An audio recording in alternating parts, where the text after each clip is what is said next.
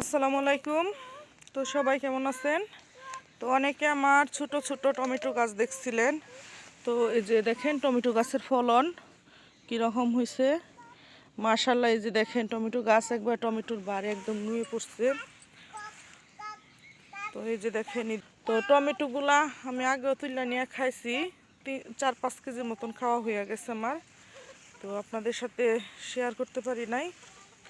আর এই যে দেখেন, এই যেদিকে মানে এই যে এই কালার হইতেছে, আর আমি টমেটোগুলো যখন আস্তে আস্তে এই যে এই কালারটা হয় তখনই তুলে নিয়ে ঘরে রাখি। মানে ঘরে থাকলে তখন ভালো করে লাল হয়ে যায় কতদিন থাকলেই। আর গাছে থাকলে পাখিরা ঠোকরায়, মানে খেয়ে ফেলে বা নষ্ট হয়, এই ধরনের সমস্যা হয়। আর এই যে দেখেন,